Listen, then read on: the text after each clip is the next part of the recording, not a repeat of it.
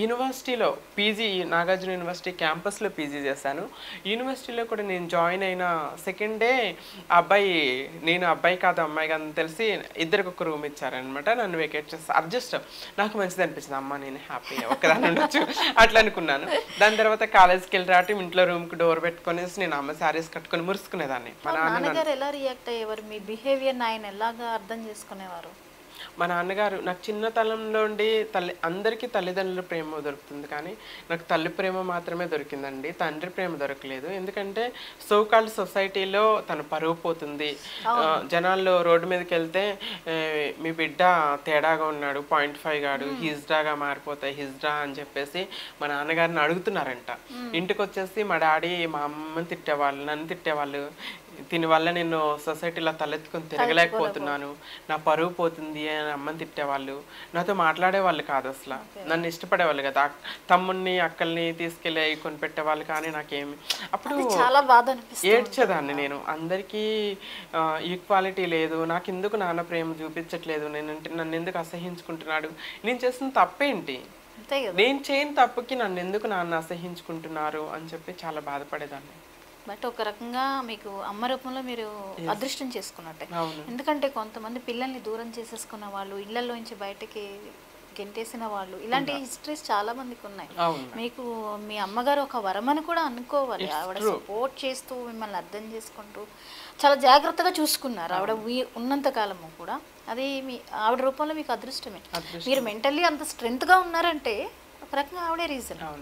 ఈరోజు నేను ఇక్కడ ఉన్నాను అంటే because of my mother only. అమ్మ లేకుండా ఉంటే నాకు ఎడ్యుకేషన్ లేదు.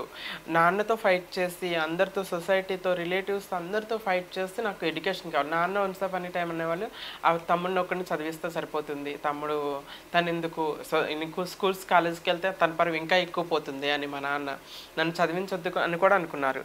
కానీ అమ్మ పట్టుదల, ఎందుకంటే అమ్మ చూస్తున్నారు కదా సొసైటీలో చదువు లేకపోతే ట్రాన్స్ కమ్యూనిటీ బేస్డ్ వృత్తులని వాటిని చేయాల్సి వస్తుంది. నా బిడ్డ అలా ఉండకూడదు, గౌరవంగా బ్రతకాలి, జాబ్ చేయాలి అని మమ్మీ ఆశపడేవాళ్ళు.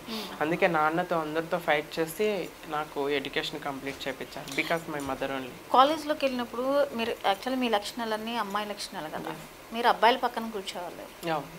అప్పుడు ఎలా ఫేస్ చేశారు అసలు? అబ్బాయిల పక్కన కూర్చున్నప్పుడు మీకు ఇంటర్నల్గా మీ సిచ్యువేషన్ ఏంటి?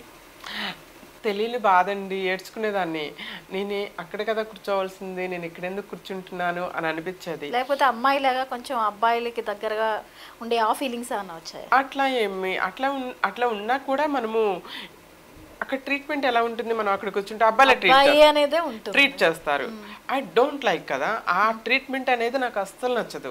నన్ను అమ్మాయిలాగే ట్రీట్ చేయాలి, నేను అమ్మాయిని అనే ఫీల్ ఉంటుంది కదా ఇన్సైడ్. ఆ ఫీల్ ముందు ఇంక అట్రాక్షన్ అనేది చాలా చిన్నదే అనుకోవచ్చండి.